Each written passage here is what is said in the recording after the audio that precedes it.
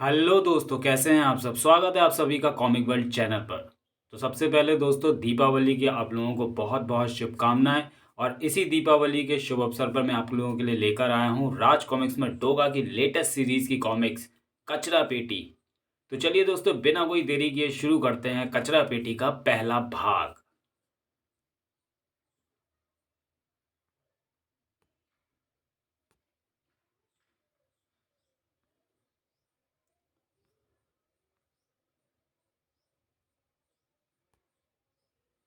वह दिन शैतान का दिन था। अजमेरा घराने की हवेली में एक मासूम की चीखें गूंज रही थी। विकराल, इसे खत्म कर दे। चाचा, बहुत दर्द हो रहा है, मुझे मत मारो। तुम सब कुछ ले लो, मुझे मत मारो। जब तक तू जिंदा है ये सब कुछ मेरा नहीं हो सकता। हा हा, मेरे पूजनीय भाई साहब की गर्दन भी विकराल ने इसी तरह तोड़ी थी भतीजे। किसी को जिंदा नहीं छोड़ूंगा। भेज दे इसे इसके पिताजी के पास। फेंका इसे कचरा पेटी में। दर्द जब हद से गुजर जाता है जो जुनून बन जाता है। जिंदा नहीं छोड़ूंगा। जैकी इस तरह क्यों रो रहा है? लगता है कि फिर किसी पर जुल्म की इंतहा हुई है। उफ, कितनी मार पड़ी है इसे। नहीं, किसी को जिंदा नहीं छोड़ूंगा। नहीं, एक और डोगा नहीं। डोगा का जख्मी अतीत आज एक बार फिर उसकी बाहों में था। दहाड़ उठा था उसका जमीन। या डोगा की बाहों में बेहोश हो चुका था उस मासूम का जिस्म। कुछ नहीं होगा तुझे। तू हार गया तो जुर्म जीत जाएगा। जब तक डोगा है जुर्म जीत नहीं सकता। ये क्या, इसने तो इस कांच के टुकड़े को कसकर भींच लिया है, छोड़ ही नहीं रहा। बेहोशी में भी उस मासूम का जुनून हार मानने को तैयार नहीं था। क्या हुआ डोगा? ये कौन घायल है तेरी गोद में?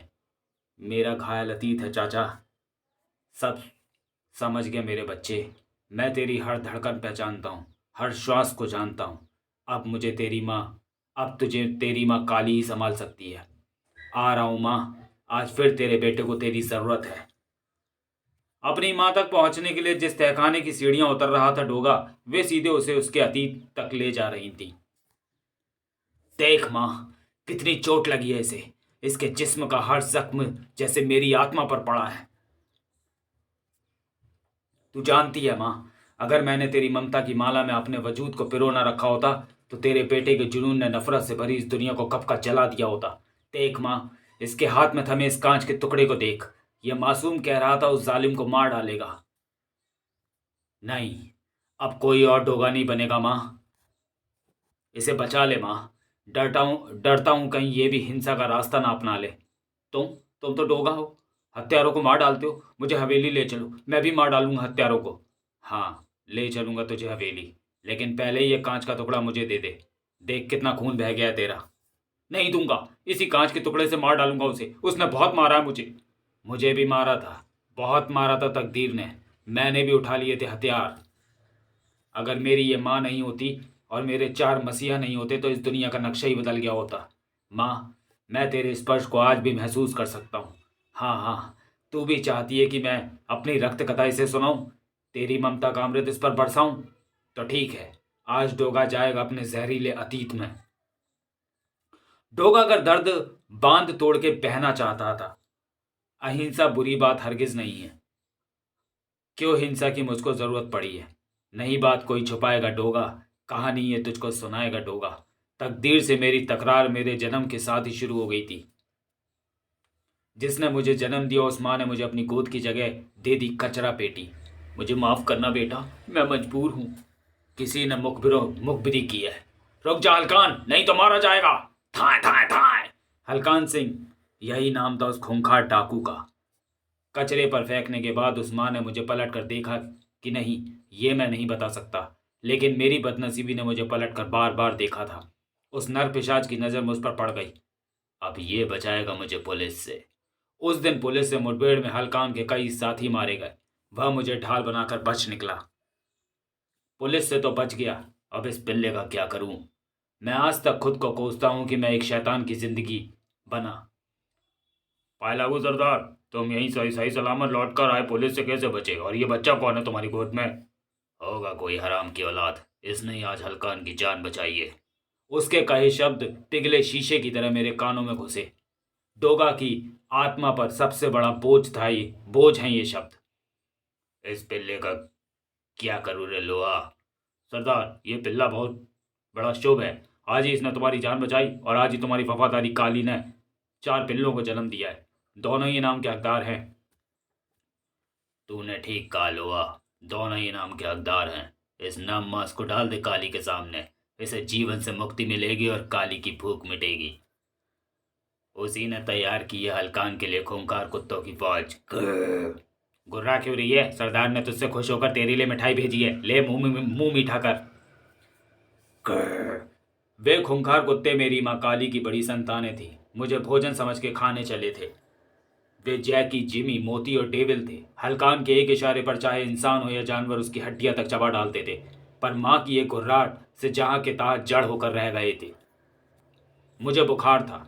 सुबह से भूखी माँ अपनी भूख प्यास भुलाकर मुझे तब तक चाटती रही जब तक मेरा बुखार उतर नहीं गया और ये जमीन पर धम्म से गिर नहीं गई। उसने मेरा बुखार अपने ऊपर ले लिया था। मेरे जिस्म को चाट चाट कर मेरी रूह पर लिख दिया वह पवित्र नाम माँ। ममता से इस अनाथ का पहला परिचय था। जी भर के रोया मैं उस रात। लंबे समय से हलकान के बंधक थे सूर्यवंशी ठाकुर बाबा। उन्होंने इससे पहले ऐसा नज़ारा नहीं देखा था। काली, तेरी ममता को मैं प्रणाम करता हूँ। ईश्वर से मेरा विश्वास उठ चुका था, आज फिर से मेरा विश्वास जाग रहा है। ममता की नर्म छांव में मुझे नींद आ गई। पहली बार चैन से सोया था मेरा बचपन। मुझे भूख लगी, मैं रोने लगा। माँ को समझ नहीं आ रहा था कि वह क्या करे। वह कभी मुझे देखती, कभी ठाकुर बाबा को। काली, ये भूखा है। अगर ये यूं ही रोता रोते ये शैतान जाग जाएगा और इसे मार डालेगा। मेरी जान बचाने के लिए माँ को ठाकुर बाबा से मदद की उम्मीद थी। मैं समझ गया काली, जैसे भी होगा मैं तेरी मदद करूंगा, चाहे मेरी जान ही क्यों न चली जाए। उन नर पिशाचों के बीच काली जैसी माँ और ठाकुर बाबा जैसे देवता भी थे। मेरा रोना बंद हो गया, तब जाकर माँ और ठाकुर बाबा को चैन आया। पिछली बार मुखबरी हुई थी, इस बार डाके की जगह का पता शहर पहुंचकर ही बताऊंगा। पिछली बार डाके की सूचना फिरौती की रकम देने आए रिश्तेदार द्वारा पहुंचाने में कामयाब हुआ था। लगता है इस बार शैतान ने गुप्त रूप से किसी बड़े डाके की योजना बनाई है। कैसे रोकूं इसके जुल्मों को? ठाकुर बाबा पिछले कई सालों से हलकान के बंधक थे। वह शैतान जब चाहता उनके परिवार वालों से उनकी जान बख्शने के लिए मोटी फिरौती वसूल कर लेता था। 10 दिन बाद हलकान अड्डे पर लौटा। आज कुछ रंगारंग प्रोग्राम हो जाए। तभी मेरे रोने की आवाज उस नराधम के कानों में पड़ी। कुछ सुना तुमने? तूने लोहा सिंह? हाँ सरदार, ये आवाज तो काली के घोंसले से आ रही है। इससे पहले कि हलकान पिंजरे की ओर जाता, माँ दौड़कर आई और हलकान के पाँव में लौटने लगी। अरे क्यों लोट लगा रही है? आज बहुत माल खाने को मिलेगा, जरा पिंजरे के पास तो जाने दे। हाँ हाँ, बहुत खुश हूँ तुझसे। तूने हलकान को शेरों की फौज तैयार करके दी है। देख तो लेने दे इन शेरों में यह मिमिया कौन रहा है। मुझे उस शैतान के साए से भी बचाना चाहती थी मेरी माँ, लेकिन उनके लाख रोकने पर भी शैतान की नज़र पड़ी गई मुझ पर। बड़ी सख्त जान है यह आदमी का पिल्ला। नहीं नहीं, कुत्ते का बच्चा। तू इसे बचाना चाहती है, इस कुत्ते के बच्चे को? कुत्ते का बच्चा? उस दिन मेरा नामकरण संस्कार था। न लोरी सुनी थी, न झूला मिला था, न पतझड़ का गुल था खिजा में खिला था। खाने में सुबह शाम गाली मिली थी, मुझे नाम कुत्ता वहीं से मिला था। देख काले, इस कुत्ते के बच्चे की जान बख्शने का मेरा कोई इरादा नहीं है। सब भाले ऊपर करके खड़े हो जाओ रे, अब होगा असली रंगारंग प्रोग्राम। मैं कुत्ते के बच्चे को इधर से लोहा की तरफ फेंकूंगा, फिर लोहा उसे मेरी तरफ फेंकेगा।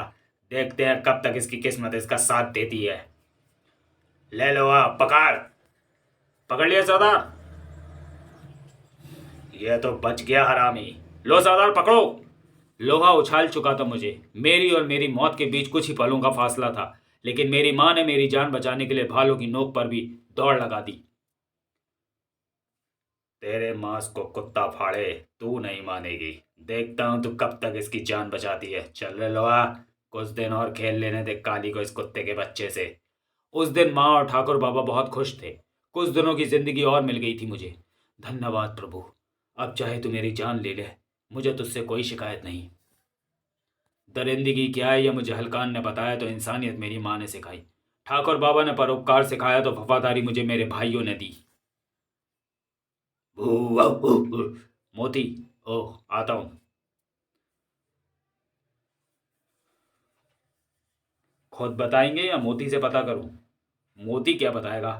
मैं शाम की सैर पर गया था, पैर फिसल गया। कुर्र, वुफ, वुफ। ओह, बॉक्सर गैंग, आपको कुछ कहना है चाचा? नहीं।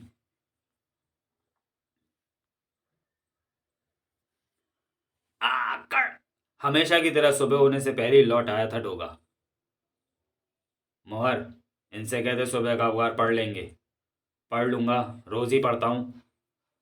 सुबह का अखबार उनकी उम्मीद के मुताबिक था।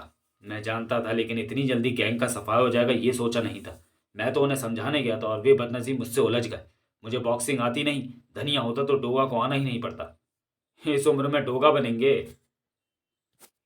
सलामती चाहते हो तो मुझे छेड़ना मत। डोगा लड़ रहा है अपने अतीत से, और जब जब डोगा अपने अतीत में जाता है तो और बेरहम हो जाता है।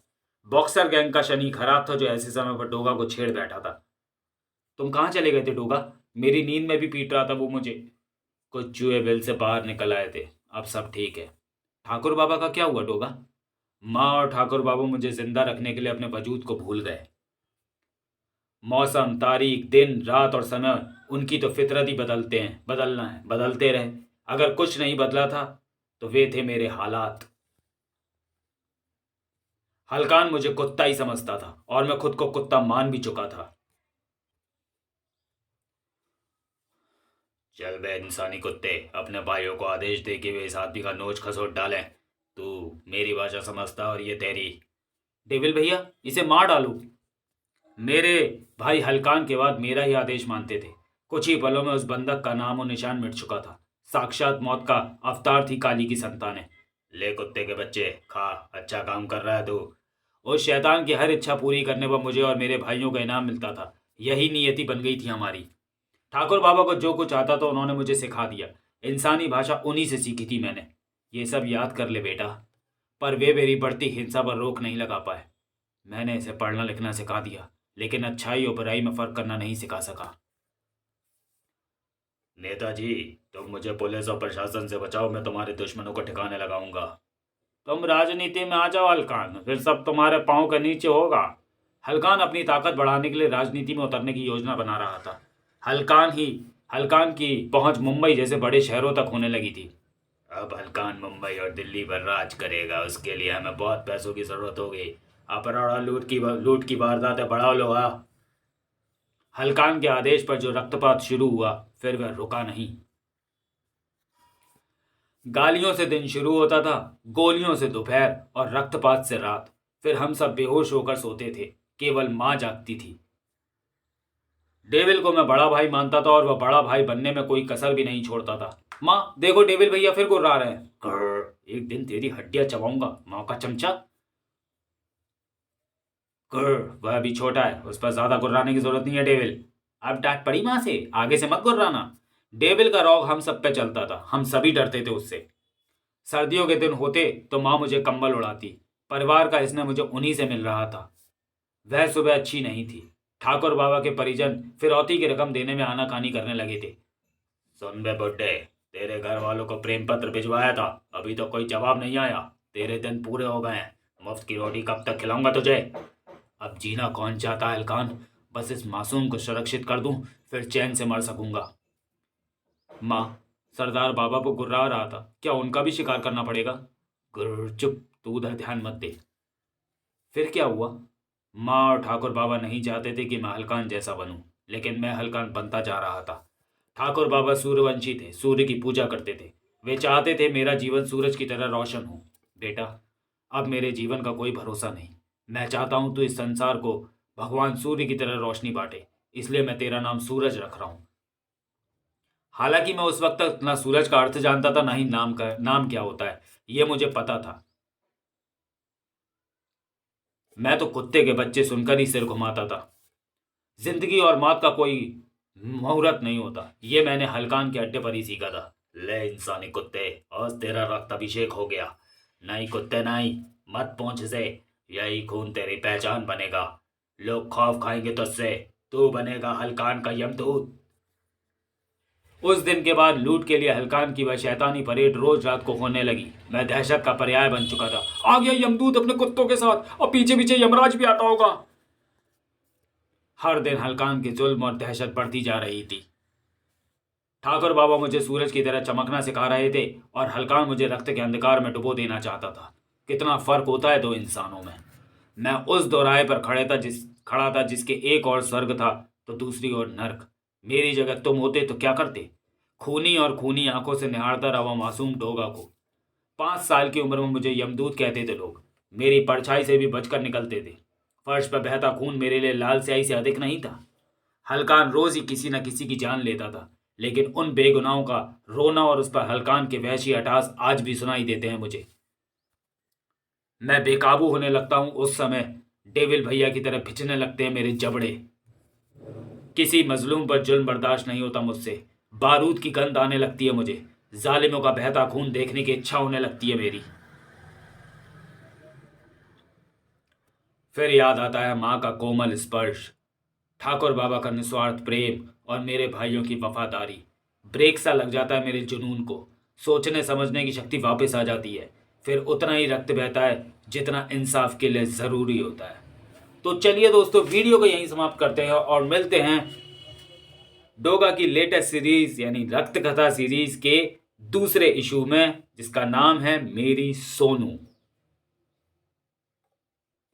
हलकान के इशारे पर बारूद की तरह फट पड़ना मेरा नसीब बन चुका था।